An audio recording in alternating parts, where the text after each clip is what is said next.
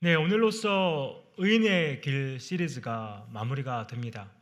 의인의 길 시리즈가 총 4편이었는데 오늘로 마무리되는 걸 보면 벌써 1월이 끝나간다는 말이겠죠. 2026년 시작한 지가 얼마 되지 않았는데 벌써 1월이 끝나가고 있습니다. 의인의 길 시리즈를 돌아보면 다 기억하시죠? 네, 기억하실 텐데 첫 번째 우리가 얘기했던 게 우리가 의인이기 이전에 다 죄인이었다는 것을 우리가 한번 돌아보았고요. 그리고 하나님의 은혜로 믿음을 말미암아 우리가 의인으로 칭함받았다는 것 우리가 또 확인했고, 지난주에는 의인이기 때문에 의인답게 또 성화의 길을 걸어가야 한다는 것을 우리가 깨달았습니다. 이제 오늘은 의인의 길 마지막 단계, 어떻게 보면 이제 구원의 마지막 단계라고 할 수 있는 영화에 관해서 함께 말씀을 나누려고 합니다. 먼저 우리 빌립보서 3장 20절과 21절, 이곳을 보면 영화에 대한 개념이 좀 설명되어 있는데요. 제가 한번 세 번역으로 읽어드리도록 하겠습니다. 빌립보서 3장 20절과 21절입니다. 그러나 우리의 시민권은 하늘에 있습니다. 그곳으로부터 우리는 구주로 오실 주 예수 그리스도를 기다리고 있습니다. 그분은 만물을 복종시킬 수 있는 권능으로 우리의 비천한 몸을 변화시키셔서 자기의 영광스러운 몸과 같은 모습이 되게 하실 것입니다.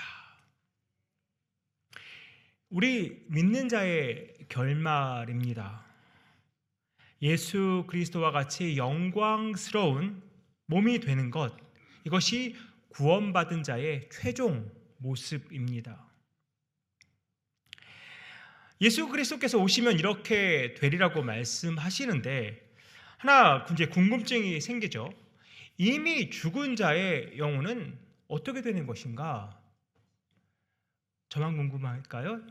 네, 다들 궁금하셨을 것 같은데 이미 죽은 자의 영혼은 어떻게 될 것인가? 근데 이 질문이 웨스트민스터 소요리문답 37번을 보면 이렇게 묻고 답합니다.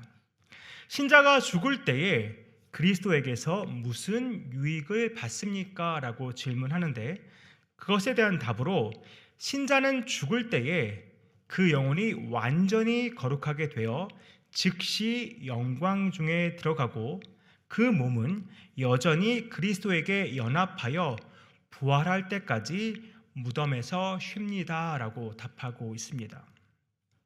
그러니까 신자가 죽으면 그 영혼은 완전히 거룩해져서 즉시 영광 중에 들어가 그리스도와 함께 거하게 됩니다. 하지만 육신은 여전히 그리스도와 연합한 상태로 무덤에서 부활할 때까지 그곳에서 쉬게 된다는 것이죠. 이것은 완전한 영화는 아닙니다. 우리의 구원은 전인적인 구원이에요.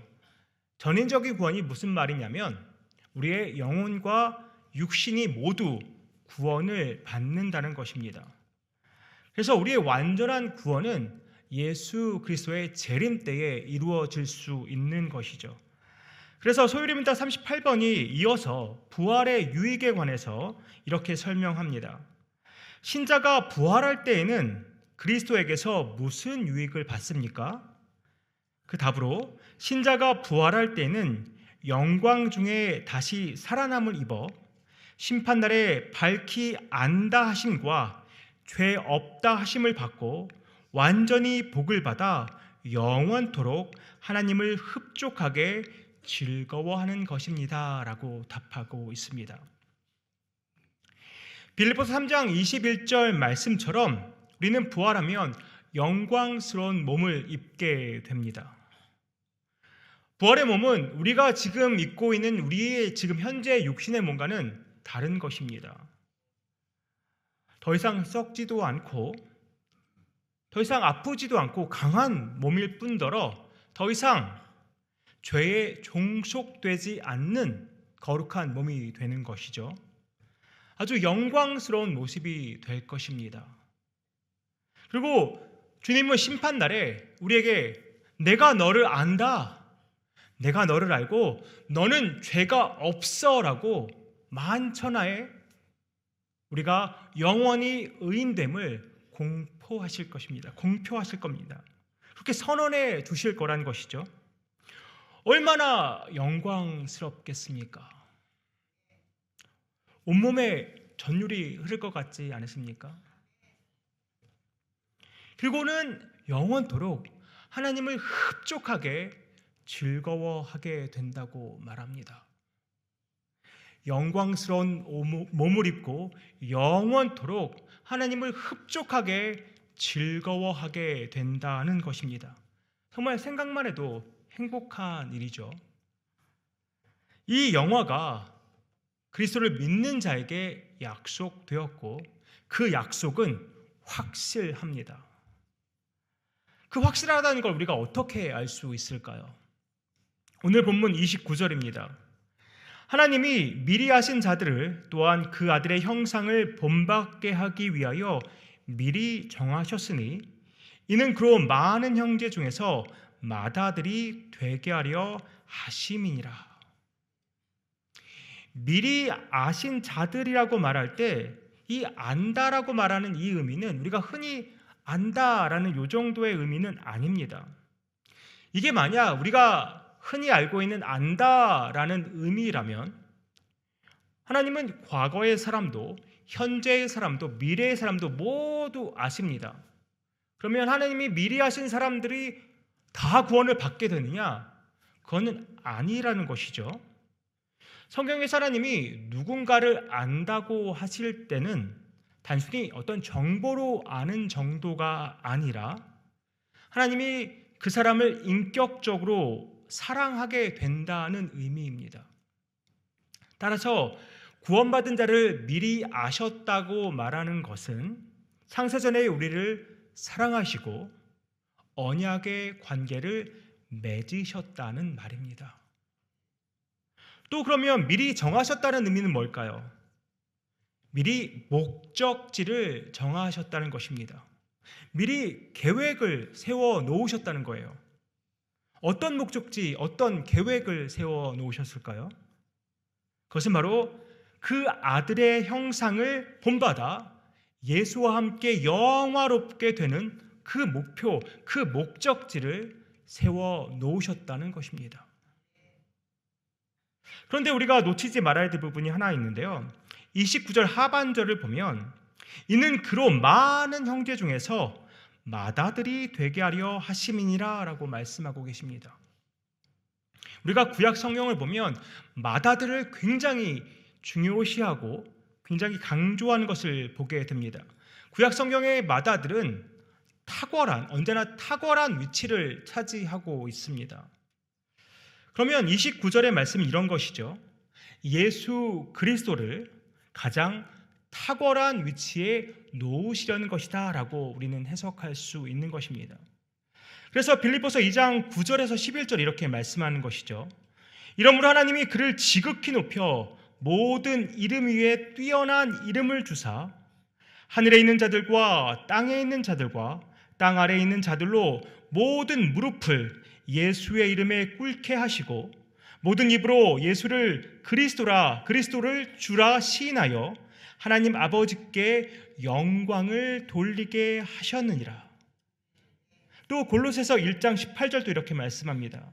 그는 몸인 교회의 머리시라. 그는 근본이시요 죽은 자들 가운데서 먼저 나신 이시니 이는 친히 만물의 으뜸이 되게 되려 하심이요. 로마서 8장 29절이나 또 빌립보서 2장 9절에서 11절이나 골로새서 1장 18절이나 모두 하나님의 구원의 목적을, 궁극적인 목적을 말하고 있습니다. 우리 인간 차원에서 생각하면 이 구원의 목적은 우리가 예수 그리스도를 온전히 닮아가는 것입니다. 예수 그리스도와 같이 되는 것이 인간 차원에서는 목적인 것이죠. 구원의 목적입니다. 그런데 하나님이 세우신 더 궁극적인 목적이 무엇이냐? 그것은 하나님의 아들을 영화롭게 하시는 것입니다. 하나님의 아들을 으뜸이 되게 하시는 것이 하나님의 궁극적인 구원의 목적이십니다. 그래서 마틴 로이드 존스 목사님은 이러한 측면에서 우리의 영화가 확실히 보장되었다고 이렇게 논리적으로 설명하시는데 한번 들어보십시오.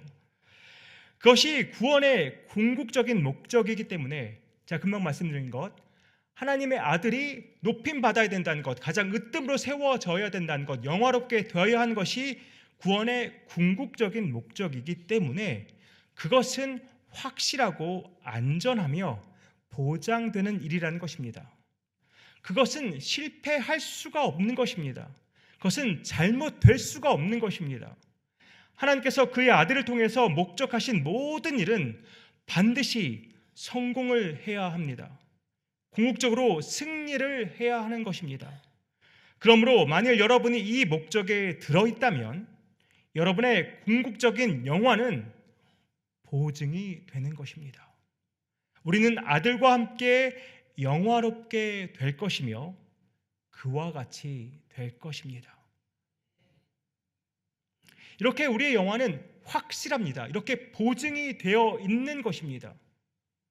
또한 우리의 영화가 확실한 이유가 또 하나 있습니다. 30절을 보면 우리가 알 수 있는데요, 30절 이렇게 말씀합니다. 또 미리 정하신 그들을 또한 부르시고 부르신 그들을 또한 의롭다 하시고 의롭다 하신 그들을 또한 영화롭게 하셨느니라. 미리 정하시고 부르시고 의롭다 하신 그들을 어떻게 하셨다고요?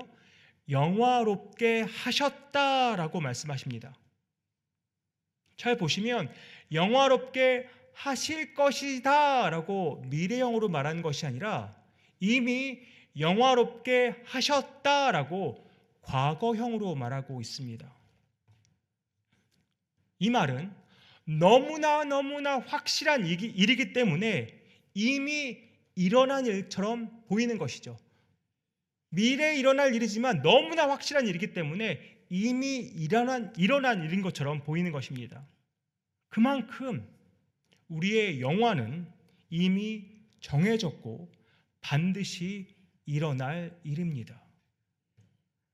그런데 오늘 30절을 이렇게 잘 보니까 궁금한 점이 하나 생깁니다.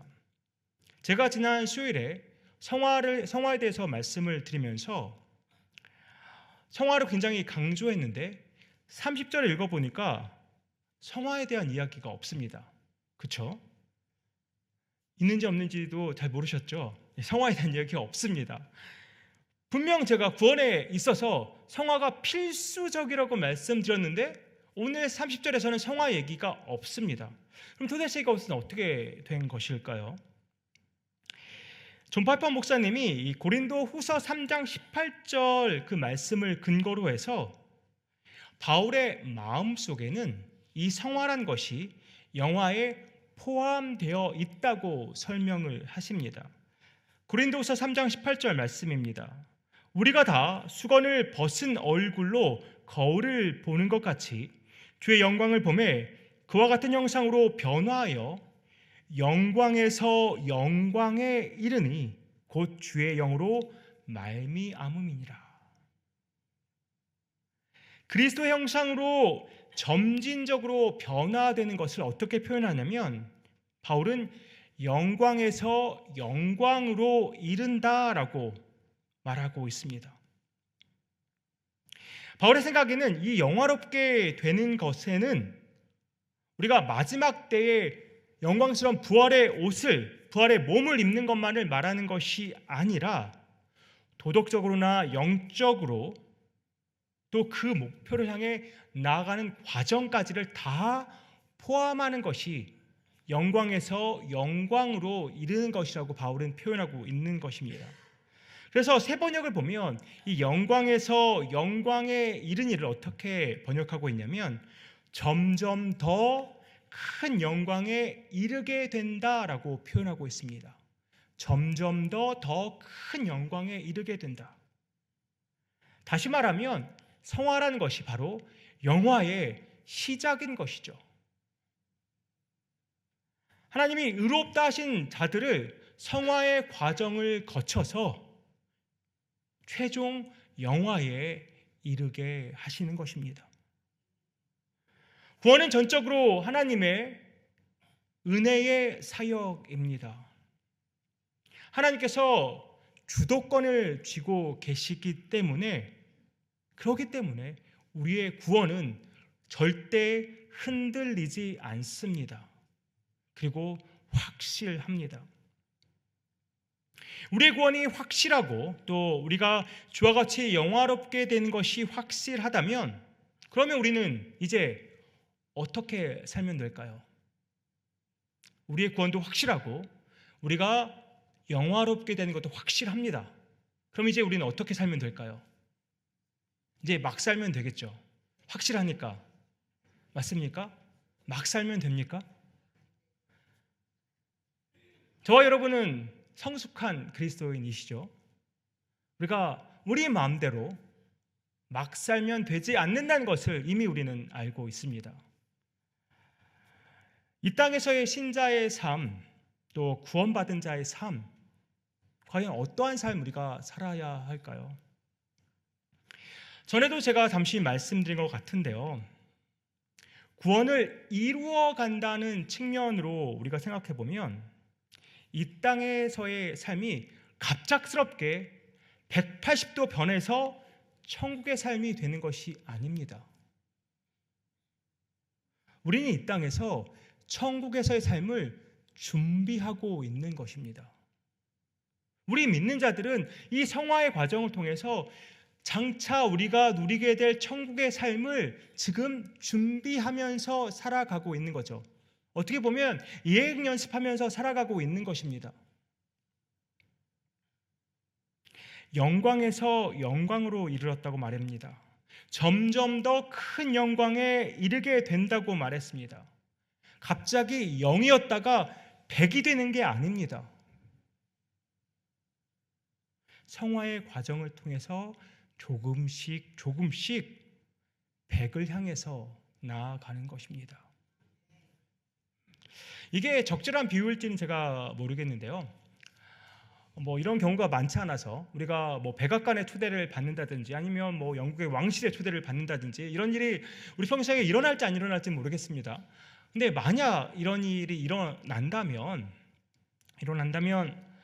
아무래도 백악관 측에서나 영국 왕실 측에서 우리에게 다양한 것들을 미리 준비하라고 막 여러 같은 것들을 알려주겠죠. 그러면 우리도 그것을 보고서 또 많은 것들을 준비하고 어떻게 가야 될까 많은 고민들을 할 것입니다. 또 막상 가게 될 때는 정말 품격에 맞는, 백악관에 들어갈, 또 영국 왕실에 들어갈 품격에 맞는 옷과 예복을 갖춰서 우리는 가게 될 것입니다. 근데 우리가 이렇게 예복을 마치고 갈 준비를 하는 것은 단순히 어떤 두려움 때문만은 아니죠. 그곳에 있는 대통령이나 왕, 그 사람에 대한 존중과 예의이고 또한 우리 마음속에 있는 어떤 설렘 때문일 것입니다. 그런데 우리가 장차 갈 곳은 백악관이나 영국의 왕실과는 비교도 할 수 없는 정말 놀랍고 영광스러운 곳입니다. 우리는 그 영광스러운 천국에서 영광스러운 몸을 입고 영광스러운 주님과 영원토록 살게 될 것입니다. 우리가 지금 거룩함을 추구하는 이유는 우리가 지옥에 가지 않을까 두려워서 그런 것이 아닙니다. 우리 구원은 확실하다고 말씀드렸습니다. 우리가 영원하게 되는 것은 확실하다고 말씀드렸습니다. 장차 내가 영광스러운 몸을 입고 영광스러운 주님과 함께 영광스러운 삶을 살게 될 것이 너무나 확실하기 때문에 그 열망을 품고서 이 땅에서도 살아가는 것이죠. 그 영화에 대해서 제대로 아는 사람은 오늘 하루를 함부로 살지 않는다는 것입니다.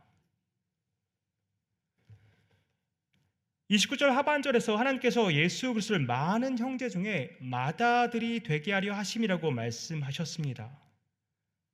이 말을 또 다르게 생각해 보면 우리가 예수 그리스도의 형제라는 것이죠. 형제라면 어떻습니까? 예수님과 닮아야겠죠. 그러니까 하나님의 본성과 유전자가 그것을 같이 받아서 닮을 수밖에 없는 거죠. 형제 자매이니까요. 하나님은 삶의 모든 상황을 통해서 우리를 그리스도와 닮은 존재로 다듬어 가십니다. 그리스도의 형제 자매가 되도록 다듬어 가신다는 것이죠. 이것이 지난주에 말씀드렸던 성화입니다.